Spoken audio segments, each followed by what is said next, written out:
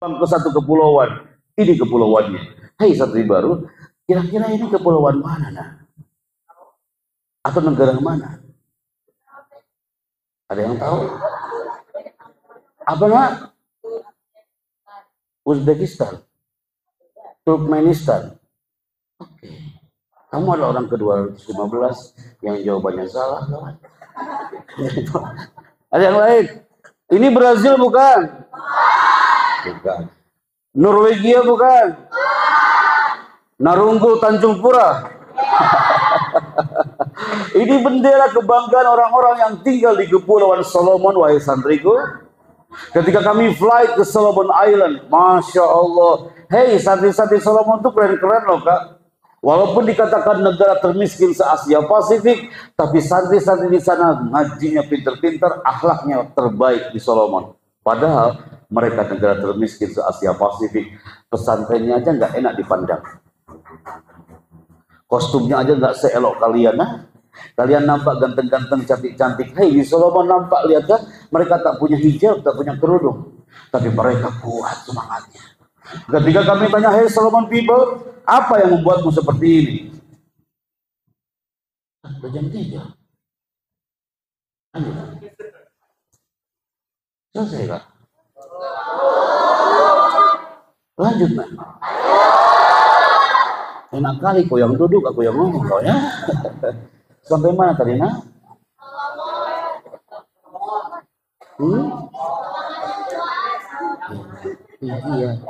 Iya. Kami tanya apa yang buatmu sampai terpuruk seperti ini? Mereka mengatakan, Mr. Chandra, Solomon people here, COVID-19 that easy for us. Corona itu mudah bagi kami. Mereka diserang wabah bertahun-tahun sampai dikatakan negara termiskin gara-gara ada sebuah pohon besar di tempat ini. Itu pohon sumber penyakit, wahai santri baru. Sumber wabah. Mereka harus jaga jarak dengan pohon ini. Mereka mengatakan, kami tak bisa belajar dengan tenang. Kami tak bisa beribadah dengan tenang. Gara-gara ada pohon yang kuat itu. Di pertengahan bulan Ramadan, yang muslimnya hanya 3%, 97% mereka non-muslim. Habis sholat tarawih, mereka berdiri di saf paling pertama. Dan mereka mengatakan, setelah ini kami akan menghancurkan pohon ini, tapi tanpa menggunakan alat. Tanpa menggunakan gergaji, apalagi alat digital tadi. Kami akan menghancurkan pohon ini hanya dengan teriakan. Mereka berteriak sekuat-kuatnya. Mereka mengatakan, bi'idhnika ya Rabbana. Innaka khairul musta'an. Hanya kepadamu kami minta tolong ya Allah. Wa innaka khairul mustaka. Hanya kepadamu kami menghadu ya Allah. Kami yakin dengan teriakan ini pohon ini akan tumbang dan hancur. Bismillah azza wa jalla. Teriakan 3% muslim orang Solomon, santri-santri mungil-mungil itu, hanya dengan teriakan pohon ini hampir tumbang dan hancur. Antum bertanya Pak Yati, apa pelajaran buat kita? Orang Solomon itu walaupun dikatakan negara termiskin, tapi mereka itu damai banget dilihatnya. Orang Solomon itu nah, selama 40 hari kami di sana, mereka punya prinsip dalam hidupnya. Apa itu? Mereka belajar untuk mengoreksi diri sendiri. Karena mengoreksi orang lain tidak butuh belajar. Ini cocok ada kakak-kakak kita juga di sini. Hei santri baru, belajarlah mengoreksi diri sendiri selama di Darussalam ya nak ya. Karena mengoreksi orang lain tidak butuh belajar.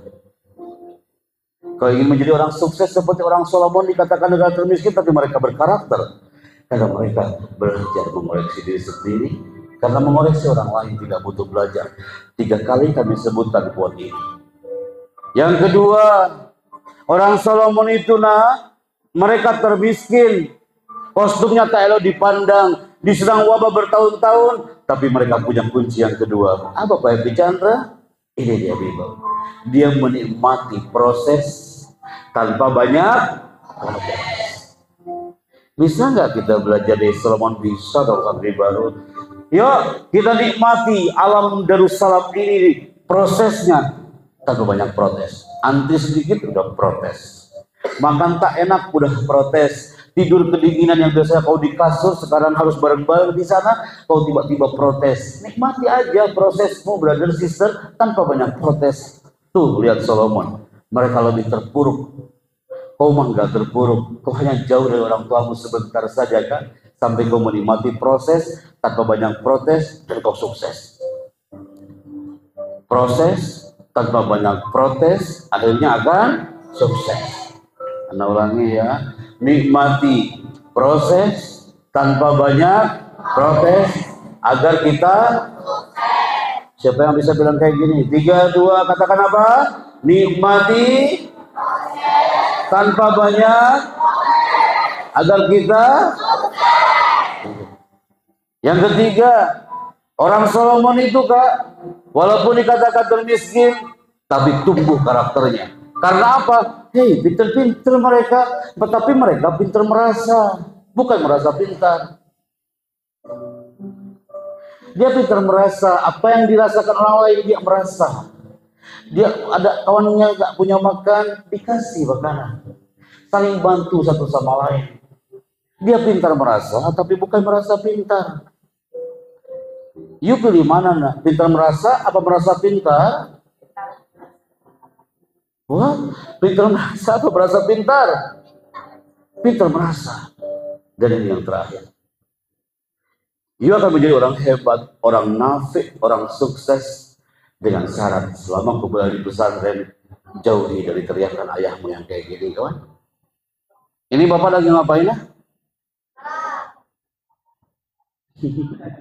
Ini bapak lagi apa?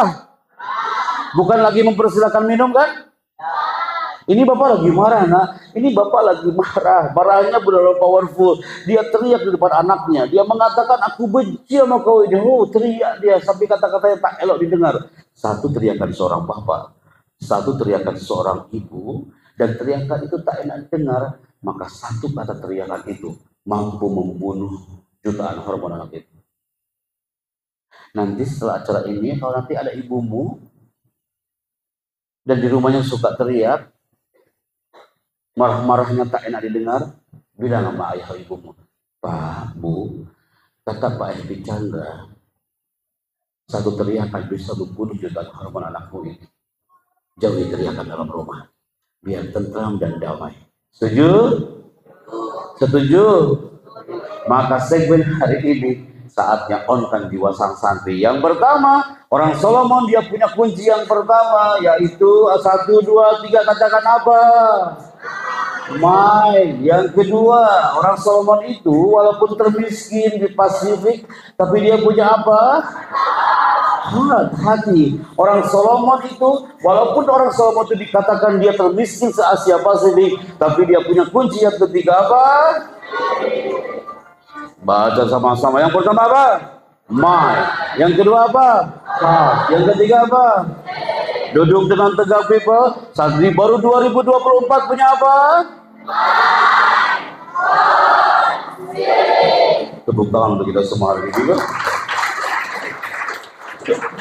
Oke. Mana mikrofonnya kan?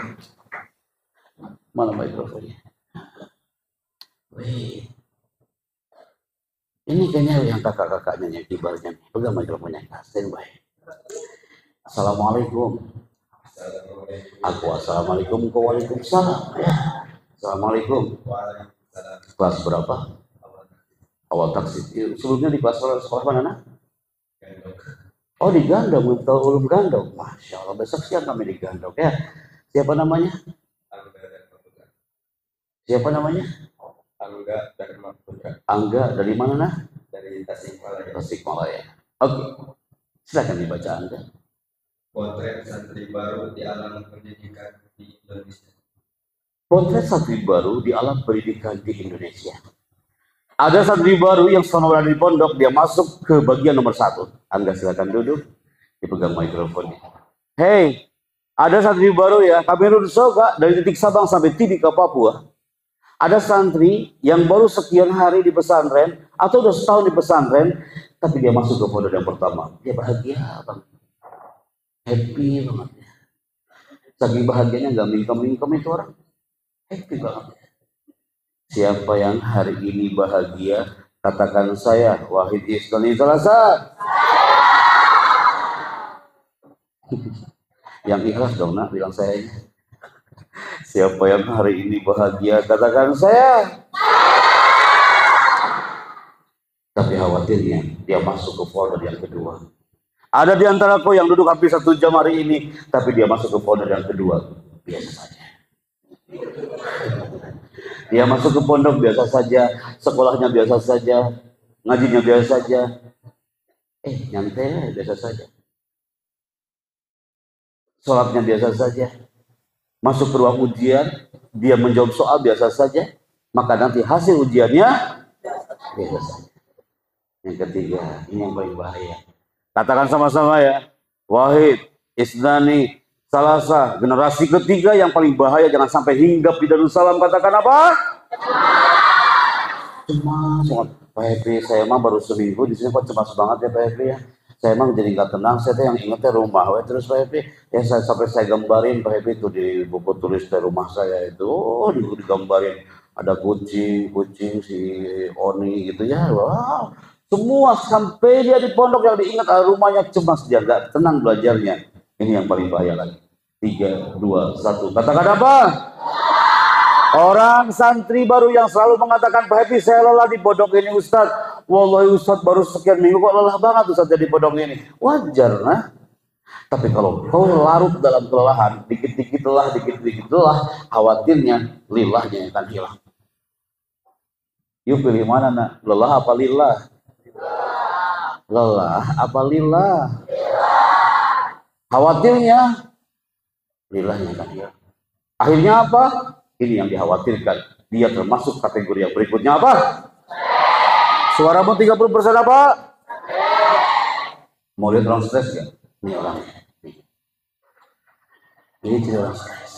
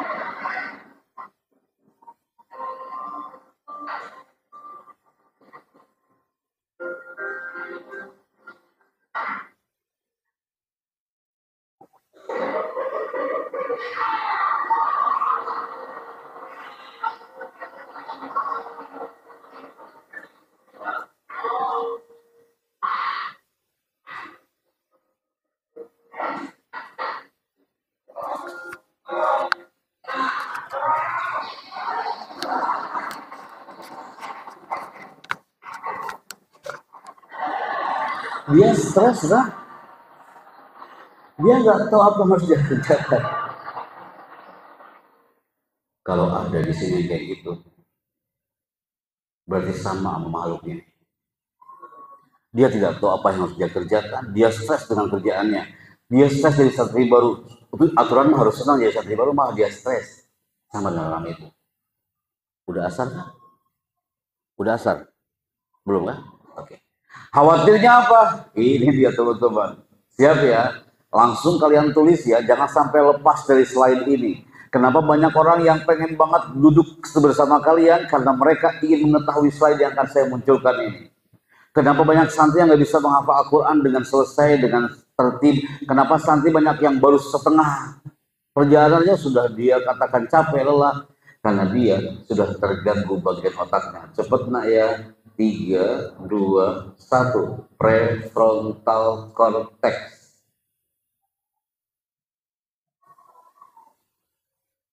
Apa itu prefrontal cortex? Bagian otak yang membedakan antara manusia dengan hewan. Dan korteks itu terletak tepat di belakang dahi.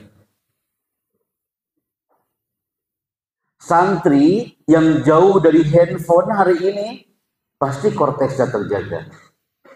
Tapi generasi kawan-kawan you yang di luar sana, yang setiap hari dia bersahabat dengan handphone, jadi gamer, nauzubillah amit-amit, judi online ikutan dia, pasti korteksnya error. Saya ulangi ya, santri yang ada di pondok, jarang yang korteksnya kena. Tapi santri yang gak merasakan baik-baik ilmu di pendidikan pesantren, Khawatirnya korteksnya akan kena. Bagian otak yang membedakan antara manusia dengan hewan, dan korteks ini terletak di mana? Di belakang dahi. Halas? Halas? Coba disimpan alat tulisnya. Lihat ke depan. Coba kan. Uji kekompakan. Korteks itu bagian otak yang membedakan antara manusia dengan hewan, dan korteks itu terletak tepat di belakang dahi. Dalam hitungan ketiga, pegang dahinya. 1, 2, mulai. Nah, ini mah dagu. Ini dagu. Aku bilang kau pegang dahi, kenapa ke sini dahinya pindah ke bawah? Di sini dahi mah iya ini. Nah, di sini sayang, bukan di sini. Sejak kapan dahimu hijrah ke belakang? Oke. Di situ ada korteks. Namanya apa? Namanya apa? Tercantum di dalam Al-Quran. Kayaknya kalian tahu deh ayat ini. Nasiyatin kadibatin.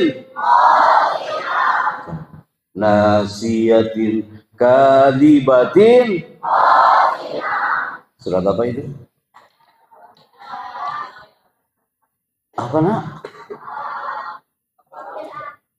Yang hafal maju ke depan dan saya kasih hadiah. Nah, ya maju ke depan.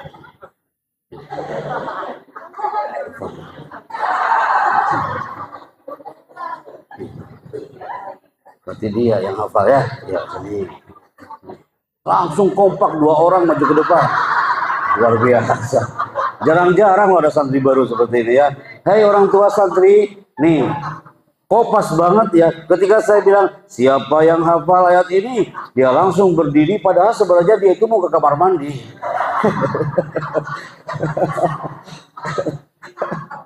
Allahu Akbar, ada umat Nabi Muhammad seperti ini ya. Oke. Kamu ke kamar mandi? Iya, kompak kali kawan. Langsung ketika siapa yang hafal maju ke depan, saya akan dapat sertifikat. Mereka langsung berdiri, langsung ke belakang. Akhirnya saya panggil dan ikut juga ke sini. Dia ke kamar mandinya. Barang apa satu-satu? Oke. Saya tunggu ya di sini kayak. Jangan sampai kok ke kamar mandi nggak balik lagi ya. Oke. Judul kita adalah korteks. Oke. Dibaca dulu dah sebelum kamar mandi.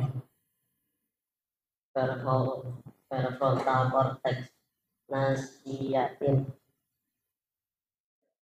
Prefrontal cortex. Nasiyatin. Pas azan ya, silakan kembali. Kita break dulu.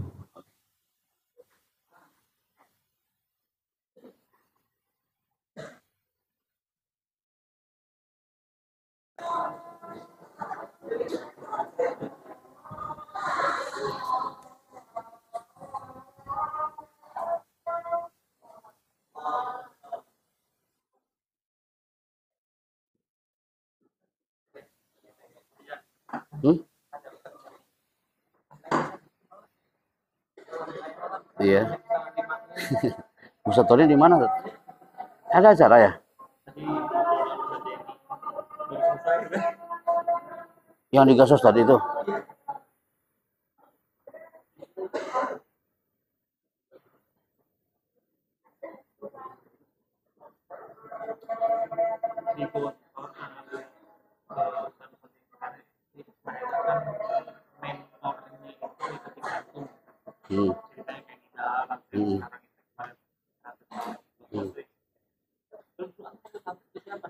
Apa? Gak ada. Kita otodidak. Antum tanya deh, Ustaz ini masih ingat. Jadi anak kalau tanya dulu ke beliau. Kami nggak punya coach. Iya. Gak ada. Gak ada. Oh ada, kalau hanya itu ada. Kalau ada momen besar ya, event besar kayak 80 tahun, itu dulu almarhum Ustadz Atul. Pak Ustadz Dihya. Ustadz Dihya itu lebih ke retorika. Ustadz Atul lebih ke dialek bahasanya. Tapi kalau spesifik di MC ada. Ustaz Hafiz Z di Arabiahnya MC tapi Arabiah.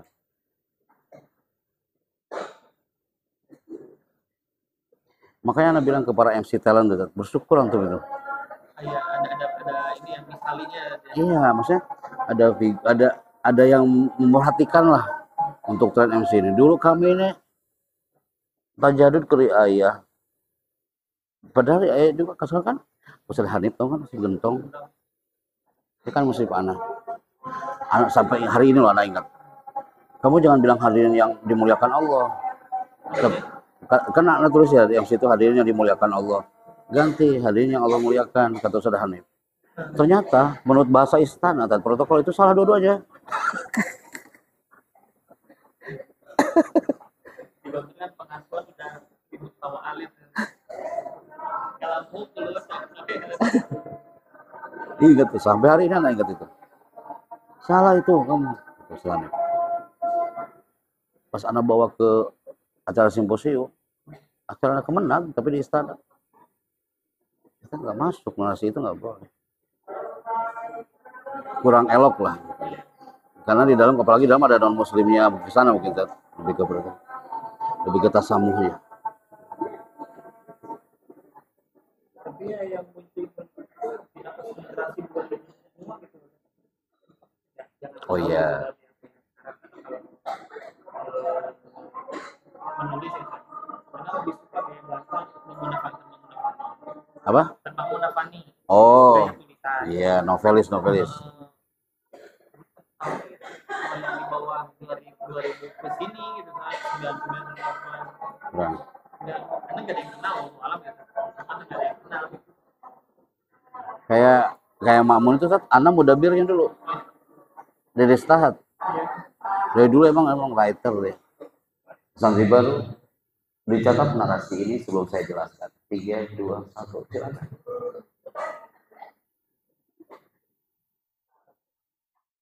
Ini Anda rasain nih kan yang Abdul bilang ini lebih berkurang daripada tahun kemarin, tapi feel hari ini lebih dapat dibandingkan yang tahun baru loh, tahun kemarin lah. Beda tadi itu feel stage Pak. Iya, ini merasa mereka telah melewati masa COVID ya. Oke, iya itu pengaruh juga. Iya pengaruh saya. Beda tadi dari feedbacknya tuh dapat. Anak S2 dan akhir seperti COVID tidak pernah memakan waktu kuliah. Kalau wisuda Satu para rugu itu. satu sisi diurut biasa aja. Iya, tapi nggak ada histori gitu kan. Iya, betul. Dikarenakan penyesalan tapi membanggakan gitu. Jasa bangga. Ini mudah loh, handlingnya mudah loh. Anak pernah ini bukan di sini dulu yang di sana. Wah itu satu. Karena santri baru jadi virus-virus luarnya itu masih ada. Anak nggak tahu kalau awal-awal kan. Iya. Oh ini lebih handlingnya lebih mudah. Nah godaan condong lah Adri itu kalau condong lah Adri. Kapan jadwal contoh besok? Besok pagi. Anak baru juga. Anak baru. Sampai ada memutuskan Ahmad tim sama orang manajemen. Kan dikasih berita acara. Kata orang manajemen, Pepe nanti tidur aja di Sukahidang. Habis itu baru ke Condong besok paginya. Emang mapping enak kayak gitu. Karena kita kedekatan kita dengan Ma'ad yang sering kita ketemu itu. Wajar saat akhirnya sekarang kami dikasih guest house di Sukahidang. Tapi guest house itu di rumah ini kiai, ini rumah kiai tapi jadi guest house kan. Ya. Jadi ini Guru Fahmudir. Anak aduh. Masih satu rumahnya. Iya, aduh. Kenapa ya? Anak lebih baik bisa jadi anak balik di Kadir gitu tat. Bener dong. Oh jadi tadi malam tuh beres berangkat ke dong. Susah dong. Mau nginep di situ. Wah. Wah. Tabarukan mah atas nanti kamari. Anak ketemu Pak I itu udah sering kan di luar tapi karena udah kebayang mereka pasti kongko di circle alumni masing-masing dan itu kebanyakan alumni yang nggak bukan di area kami gitu 97. Plus ada bagian otak yang membedakan antara manusia dengan hewan dan terletak di belakang apa? Tercantum dalam Al-Quran ayatnya apa? nasiyatin kadibatin. Jadi kalau santri yang korteksnya kena berarti virus luarnya masih ada di Darussalam. Emang Pak Happy apa cirinya kalau korteks kena? Nih, dia akan sulit mengatur masa depan. Jangan harap sukses masa depanmu kalau korteksmu error selama di pondok. Ciri yang kedua, santri yang korteksnya kena, dia suka murung, Kak. Murung aja. Murung. Yang lain olahraga aktif, dia diem aja. Yang lain diam, dia olahraga. Error tak? Yang ketiga apa? Dia tidak peduli dengan lingkungan sekitar. Dia nggak sopan dengan pengurusnya, nggak sopan dengan gurunya. Korteksnya kena. Pasti nggak nyaman di Darussalam kalau kayak gitu. Yang terakhir, santri yang kena virus prefrontal cortex, dia kurang kreatif. Paham tuh? Sudah dicatat? Maka sebelum saya tutup hari ini, people, Ana minta coba MC di lead mereka, mungkin ada tanya jawab. Ana sama santri baru gak ada tanya jawab loh. Ada Q&A. Bisa jadi ada di antara mereka yang ingin bertanya, Kak. Yuk, Ana kasih waktu. Silakan MC di lead. Baik, untuk santrian ataupun santri yang mempunyai pertanyaan, silakan angkat tangan dan maju ke depan. Silakan untuk santri yang di belakang, maju ke depan.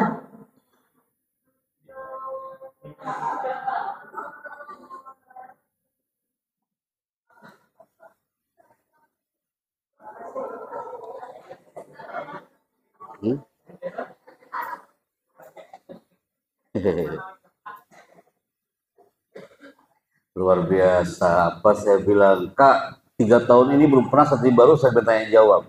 Kita coba sekarang. Perkenalkan nama dan dari mana, Nah? Angkat suaramu, Nah. Assalamualaikum warahmatullahi wabarakatuh. Salam. Nama saya Asro dari Tasikmalaya. Kelas berapa? Kelasnya kelas pertanyaan, ya. Kelas berapa, Nak? 1C. Wali kelasnya siapa?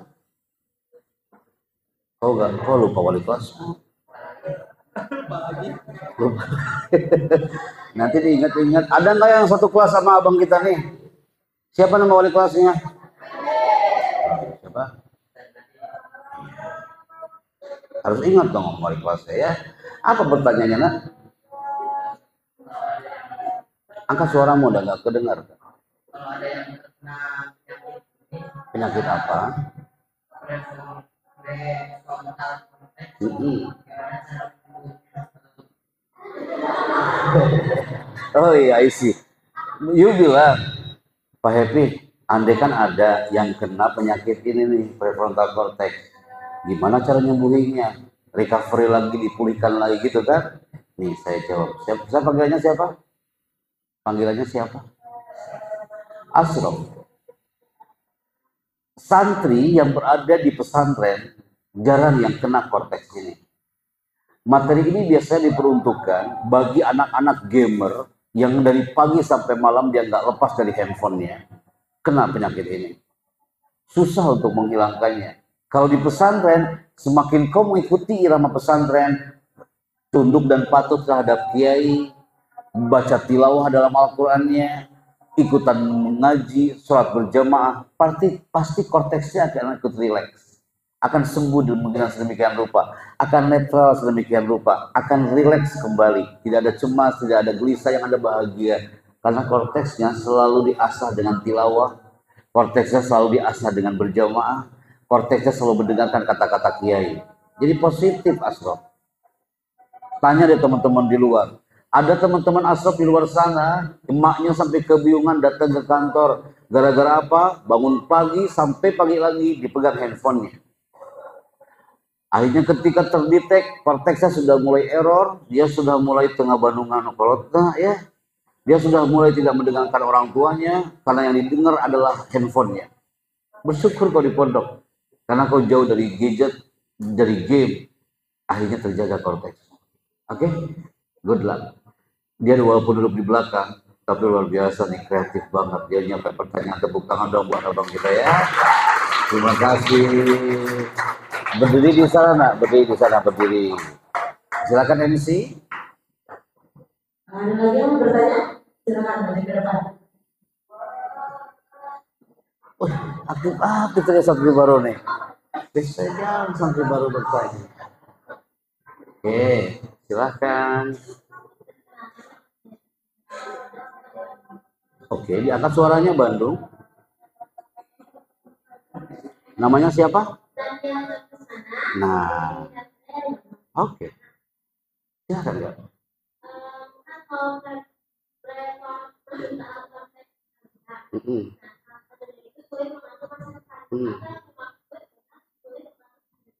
Nah, karena korteksnya sudah error, dia nggak bisa belajar, kan?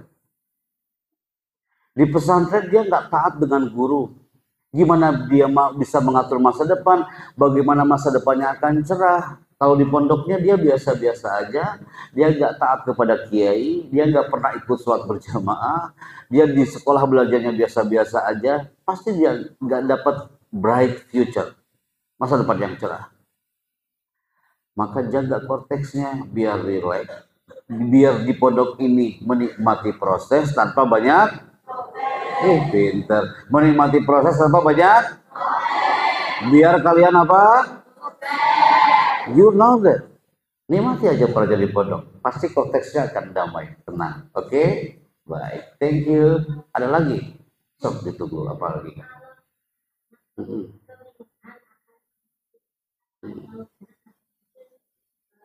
Berapa ratus kira-kira cita-citanya? Banyak sekali. Oke. Apa cita-cita utamamu apa? Apa? Hoki.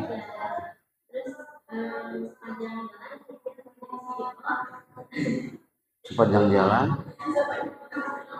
bertaburanlah kopi itu gitu ya. CEO. Ini luar biasa.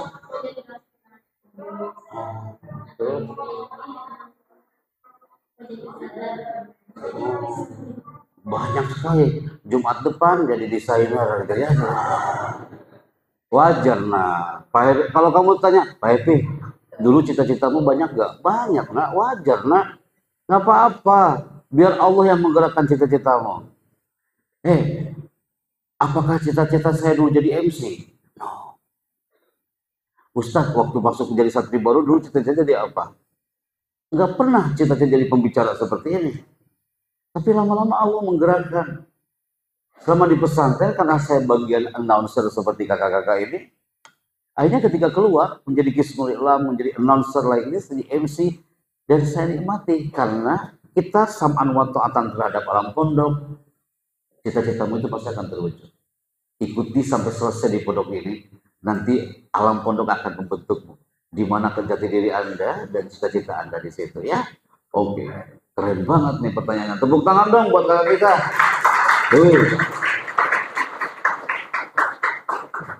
Masih ada? Masih ada? Sebentar. Sebelum segmen berikutnya. Mana sebentar? Jangan kok pulang dulu sih. Ini juga sama. Ini mumpung ada Ustadz Aib. Ustadz, anak tuh senang banget kalau ada anak yang bertanya. Apalagi santri baru. Nah, kata sederhana, dikit baik-baik. Nanti Ustadz Aib langsung akan memberikan. Silakan sih. Ada 2 sertifikat biar dijaga mereka. Merapat di depan, tim multimedia, kamera, dokumenter, silakan merapat. Ini akan menjadi cerita buat keluarganya bahwa satu di antara mereka ada yang mendapatkan sertifikat untuk bicara di depan karena itu ada appreciate yang luar biasa. Oke.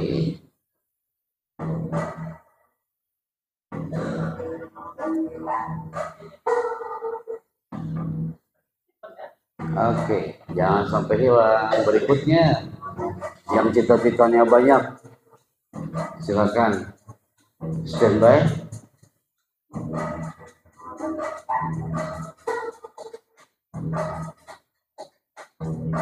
Oke, thank you. Tepuk tangan dong buat segmen ketiga.